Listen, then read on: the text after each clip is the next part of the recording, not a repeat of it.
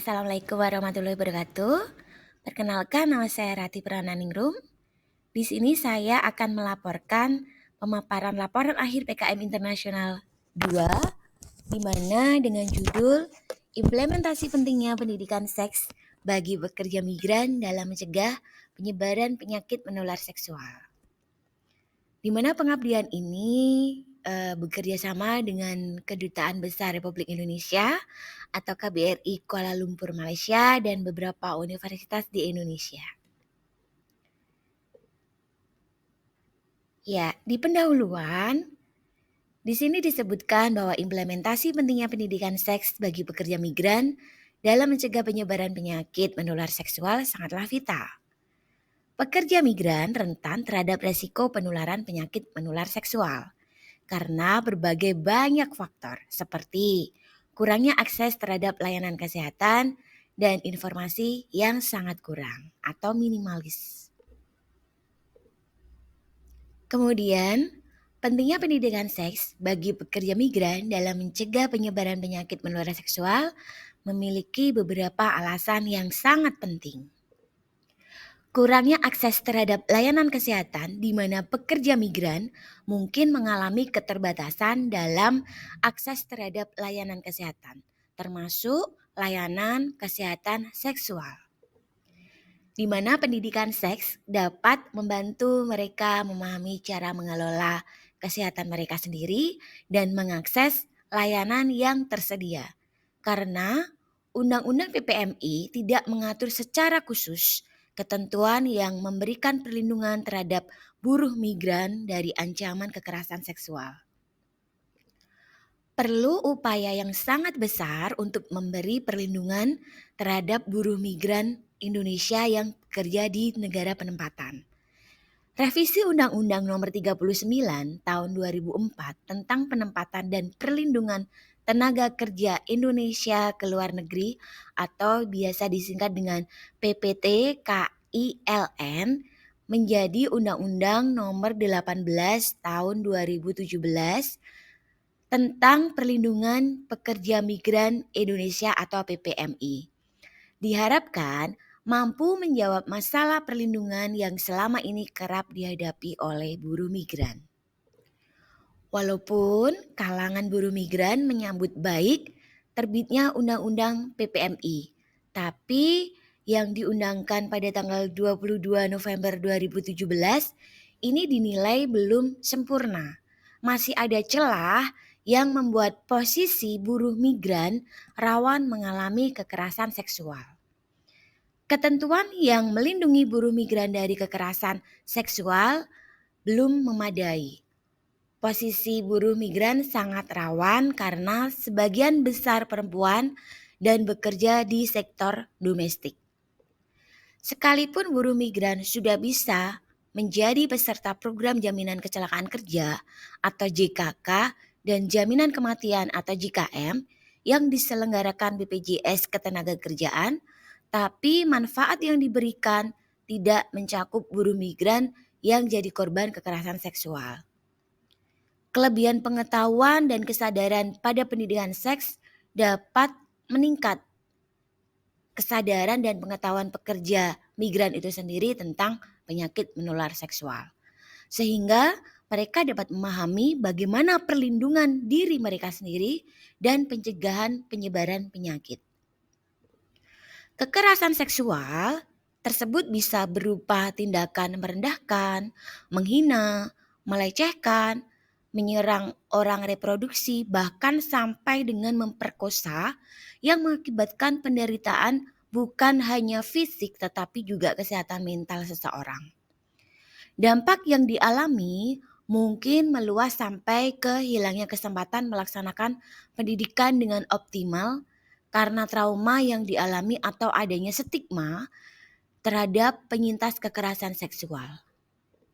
Pencegahan kekerasan seksual pada pendidikan seks bagi pekerja migran dapat membantu mencegah kekerasan seksual yang mungkin terjadi terhadap mereka.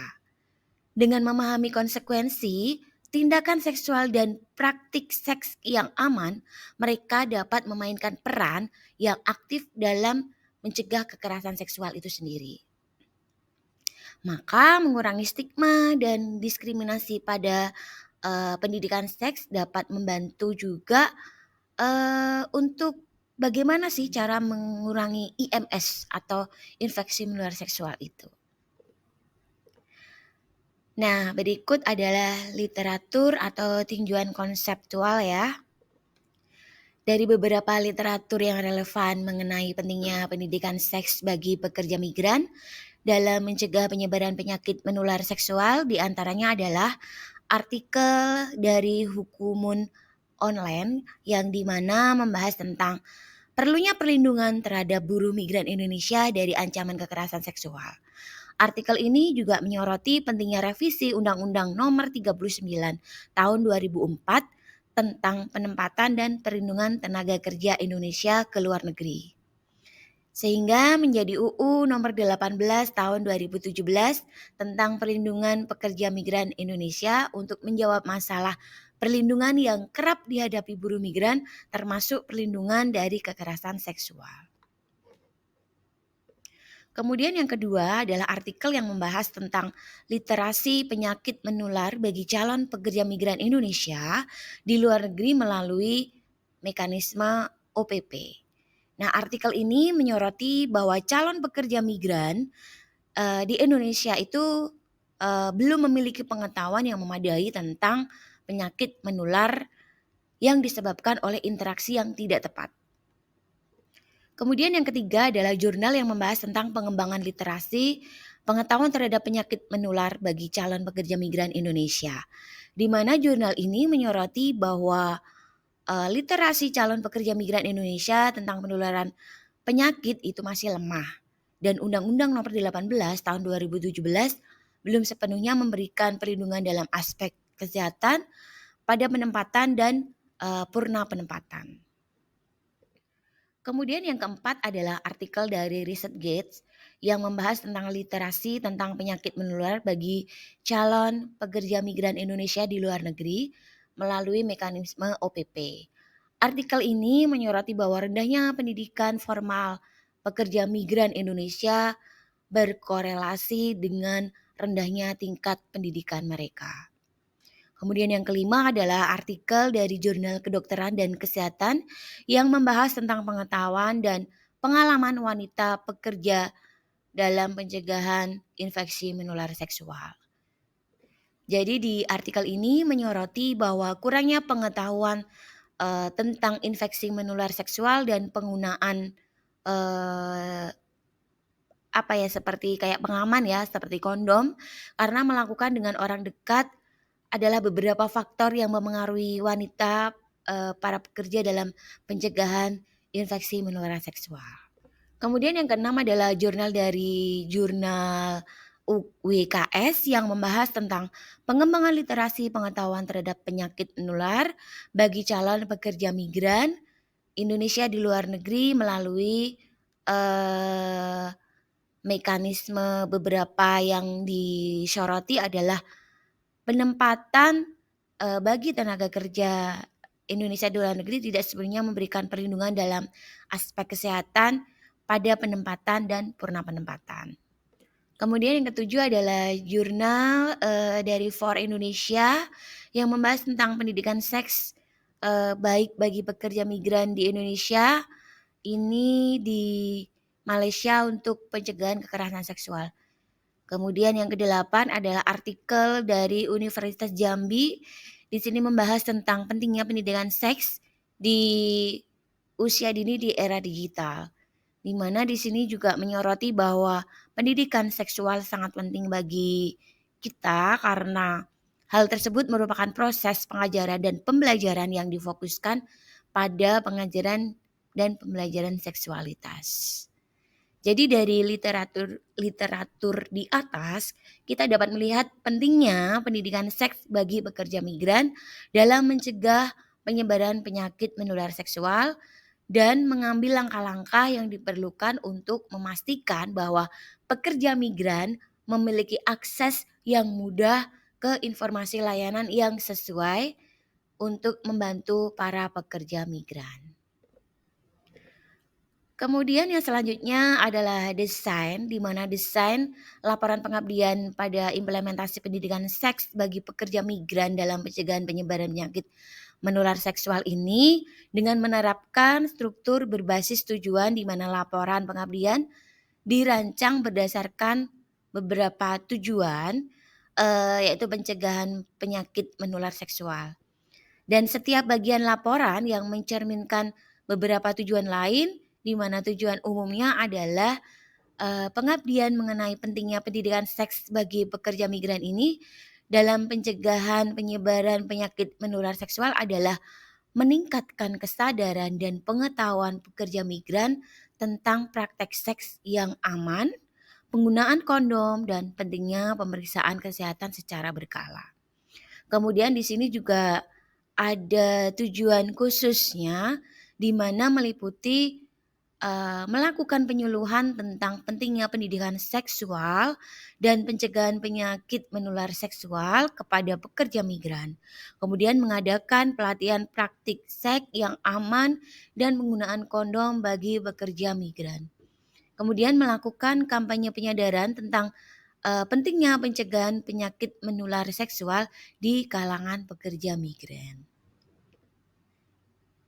Selanjutnya metode yang digunakan dalam implementasi ini atau dalam pengabdian ini adalah yang pertama persiapan, di mana ada studi pendahuluan, perencanaan kegiatan, pengumpulan sumber daya, dan pemberian pretest. Kemudian yang kedua adalah pelaksanaan, di mana pelaksanaan ini ada penyuluhan, pelatihan, dan kampanye. Kemudian ada evaluasi yang terdiri dari pemantauan dan evaluasi, post-test, pengukuran dampak, dan penyusunan laporan. Kemudian kita masuk ke dalam prosedur. Prosedur yang digunakan dalam laporan ini yang pertama adalah identifikasi kebutuhan, di mana melakukan studi untuk mengidentifikasi kebutuhan pendidikan seks di kalangan pekerja migran itu sendiri. Kemudian yang kedua adalah perencanaan, yaitu merencanakan kegiatan penyuluhan, pelatihan, dan kampanye penyadaran. Kemudian yang ketiga adalah implementasi, di mana melaksanakan kegiatan penyuluhan, pelatihan, dan kampanye penyadaran sesuai dengan rencana yang sudah dibuat. Kemudian yang keempat adalah evaluasi, di mana di sini melakukan evaluasi terhadap keberhasilan, kegiatan, dan dampaknya terhadap pengetahuan dan perilaku pekerja migran terkait dengan pencegahan penyakit menular seksual. Nah, penggunaan desain, kemudian tadi juga ada prosedur, kemudian ada metode. Ini diharapkan dapat secara lengkap memberikan pengetahuan yang positif bagi pekerja migran. Nah, di sini adalah ada gambar di mana skor pengetahuan pretest dan post-test.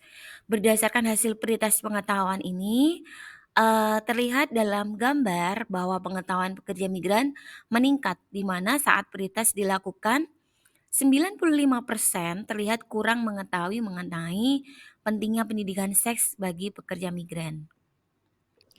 Kemudian hasil post-test dilakukan implementasi pendidikan seks bagi pekerja migran dalam mencegah penyebaran penyakit menular seksual. Pekerja imigran ini menjadi paham dan hanya 2% saja yang belum bisa mengetahui gambaran mengenai perubahan pengetahuan.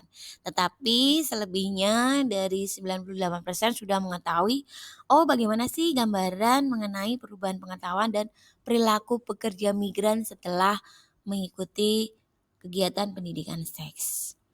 Dan di sini kegiatan sex education di sini dalam pencegahan kejahatan seksual menunjukkan peningkatan pengetahuan peserta setelah diberikan edukasi yang terukur melalui pretest dan post-test menggunakan kuesioner. Pengaruh implementasi pendidikan seks bagi pekerja migran dalam pencegahan penyebaran penyakit menular seksual menunjukkan adanya perbedaan yang signifikan baik pengetahuan maupun sikap sebelum atau pretest dan sesudah atau post-test di edukasi. Kemudian di sini di hasilnya Implementasi pendidikan seks bagi pekerja migran dapat memberikan dampak positif dalam pencegahan penyebaran penyakit menular